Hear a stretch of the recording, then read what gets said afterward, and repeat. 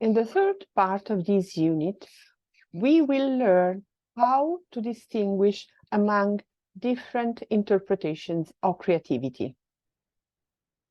There are different explanations of creativity depending on the background of the scholars interpreting it.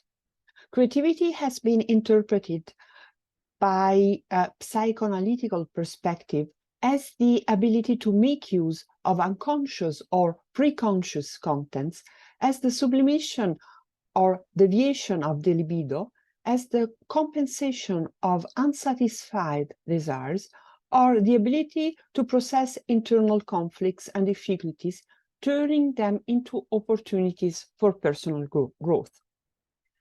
For Gestalt psychologists, creative thinking or productive thinking is characterized by the instantaneousness of the appropriate response, called insight, that it is intuition. Attention to structures is what enables productive thinking to carry out a restructuring process, that is, to grasp new properties of the elements of the problem, which are thus thought and used in new ways and in a different perspective. Behaviorist psychologists explain the psychological process as a set of associations between stimuli and responses with the support of reinforcers, based on the assumption that the human action is essentially governed by external phenomena. Within this current, associationist psychologists provide an explanation of creativity in terms of associations between stimuli and responses, characterized by the fact that the elements are correlated in an unusual way. In deep contrast to behaviorist theories are cognitive psychologists. The individual stops to be considered as a passive receiver whose behavior is shaped by the environment around him and becomes an active presence. This line of research has led to the identification of creativity with problem solving. Cognitive scholars like Thurston, Guilford, Torrance, De Bono produced a large number of frameworks and models indicating the cognitive abilities and constructs that support creative thinking. An important role is played by metacognition. The activity of recognition is the most important one. Creativity develops and grows through different moments of observation and self-reflection. In a personalist view, supported by psychologists like Rogers and Maslow, the creative attitude is regarded as the expression of the individual's perfect functioning, due to the achievement of the perfect and stable balance between and among the various components of his or her behavior.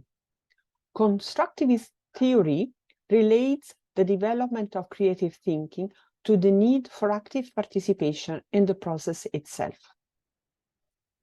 Creativity has also been interpreted as dissociation, the operation of bringing together two different frameworks, two associative reasoning structures that would normally be considered as incompatible. The creative individual is the one who manages to operate simultaneously on different cognitive plans, different cognitive levels, and then bring them together.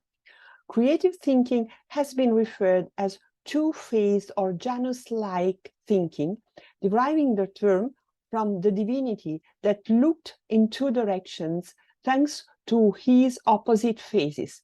Artistic and scientific products are thus determined by the conscious combination of antithetical and apparently paradoxical terms.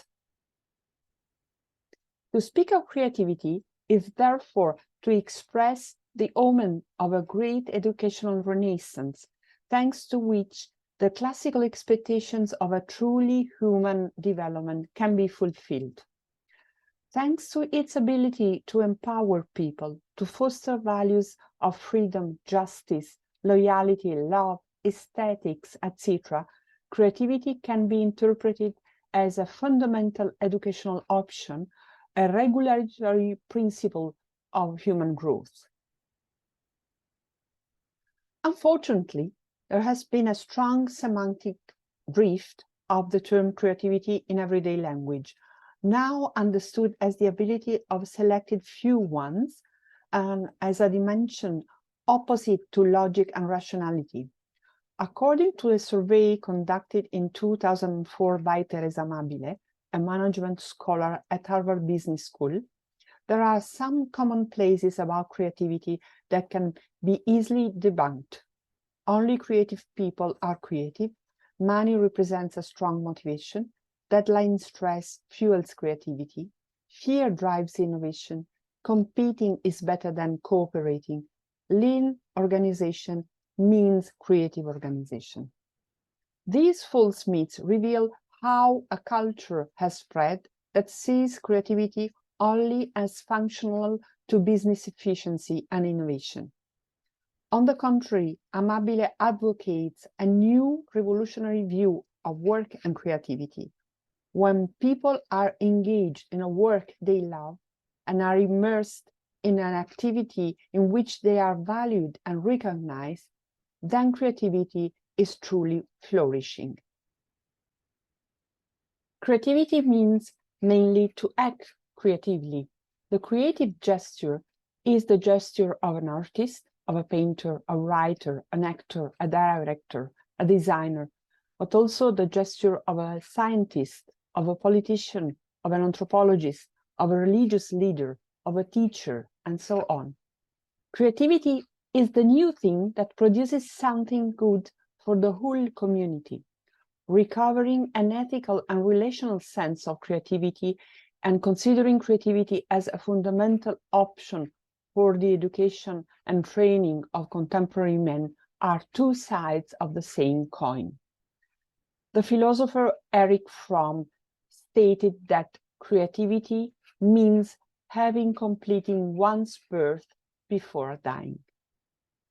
The task of being architect of one's own existence and of one's own creativity is realized thanks to a human consolidated capacity for deliberation and design, for ideal self-construction and creative behavior. As Rollo May indicated in 1991, the meaning of creativity has been disastrously lost in the belief that it is something we occasionally resort to only on holidays.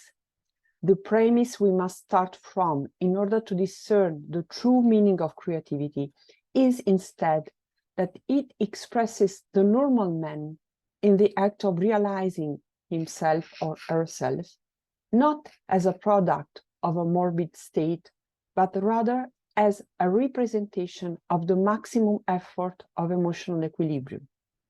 This balance can be found in the work of the scientist, of the artist, of the thinker, or of the aesthete, or in the normal relationship of a mother with her child.